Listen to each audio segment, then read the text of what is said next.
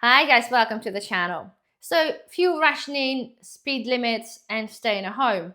You probably have seen a massive influx of the articles and the YouTube videos telling us this is currently happening. I even had some messages from some of you saying that you were a little bit worried, a little bit unsettled because you read somewhere that telling you this is happening right now. So I wanted to be a voice of reason here and talk to you calmly about what's actually happening, and we're going to have a look at the facts.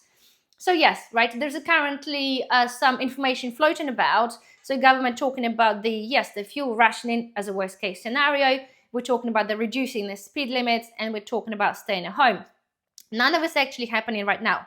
This is government's contingency plan they're working on. Okay, we all know what's currently happening, but the contingency is there to basically to mitigate if the conflict continues or escalates. So it is not currently happening as it is, just to point this out to you again. So it's really important to understand, yes, of course, government is making the contingency plan because, well, they're potentially thinking that things might get a little bit worse. So it's important for them to be prepared because otherwise it's going to be creating sort of the mass panic. And with the media thing, guys, I covered this on the video, I think last week we talked about it. I said to you, this is kind of the signs we should be looking out for, because once the media starts pushing this kind of narrative out there, it's inevitably going to start making people panic and making them believe something's happening that is not quite happening just yet. So let's calmly talk about what government contingency plan is. So first of all, yes, of course, they're talking about the speed limits. And it's nothing new. It's actually happened already in the 1970s when they had an issue. Speed limits were brought in there to basically reduce the fuel consumption. And they're talking about basically reducing the speed limit on the motorway to potentially maybe 50 or 60, and then reducing maybe on the A roads a little bit less. So generally the point is, obviously they're saying if you drive at 50 miles an hour rather than 70, that it wastes less petrol.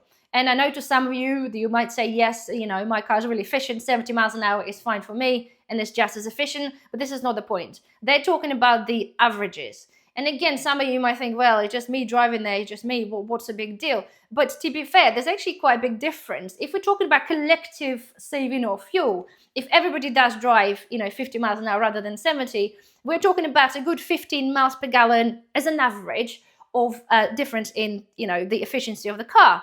So if suddenly everybody does that and everybody drives a lot, we can see it's a lot of cars on the road, that is kind of understandable. That's going to create quite a bit of a fuel saving. So we can see the plan on this instance is not to suddenly say we're going to be reducing what you do or whatever. It's an initial step per se. If you drive a little bit slower, not to you, but the whole difference to what we have as a reserves, it's going to be a little bit better.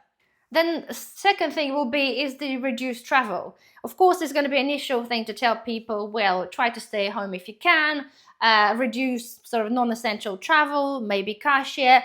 This is nothing new. To be fair, with the price of diesel right now, our diesel price went up to 177.8 at Asda. It goes up pretty much every couple of pennies every day. But nonetheless, it is a natural thing, I think, for majority of people to do, is to try to reduce the travel. But again, this is just a general guidance. Nobody's telling you, nobody's enforcing this. This is just there to say, look, maybe try to consider doing this. And I think a lot of people are kind of doing this already purely based on the price alone. So of course, the next step, if things don't get any easier, we're talking about the priority fueling. This is where the priority will go towards the sort of the medical services, the NHS, and the distribution, especially the food distribution. Because if you think about it, right, the fuel, the fuel prices, everything else, it doesn't just affect just us filling up the cars. It affects a whole lot of things. And the food is one of the big ones. So it's understandable that if things are escalating, they're going to be prioritizing the services for, say, NHS and the food deliveries and any other critical services.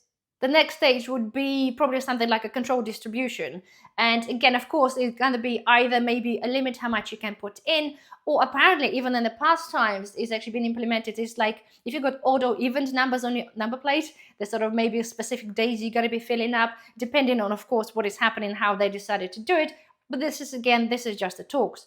And then, of course, thereafter, we're talking about the restricting maybe the travel where you go. Purely going to be based on maybe certain areas, like already have the restriction zones where you can't go in the car, maybe specific days, specific times. But again, this is all going to be the last case scenario. The main point for you guys to understand that none of this is going to be happen instantly. Like I said to you, with anything else, with the food, there are little signals, there are little things. So suddenly you're not going to just wake up tomorrow and find out, oh my God, there's a limit of £20, to filling up your car at the petrol station. Those contingency steps are going to be done first. So at the moment, they're just coming up with the general reminders, general things, say maybe you should be consider doing this, maybe you should not be doing this. Nothing set in stone. They're just trying to sort of condition people just to be a little bit more aware of what's currently happening. So in a nutshell, it's going to be working in stages. First, it's going to be raising awareness. This is what's currently happening. Then second one was going to be like changing people's behavior. And then obviously trying to reduce the demand. Then there's going to be priority in terms of who's filling up. And then the last case scenario is going to be potentially restrictions. That's if things are getting worse. So where we go from there is, guys, right? The main thing is not panic and do not continuously listen to the news, right? Things are happening, absolutely. Things are escalating, yes. But don't take it as a gospel what they're saying, because again, as I mentioned before, they're there to sort of almost deliberately induce that panic. So at the moment, we're just on the awareness stage, okay? They're just there telling you slowly, this is what we should be considering doing. So as us as a people, the main thing, right, again, is not to panic first of all, and do not rush then panic buy anything. Panic buying your diesel, it makes really no odds.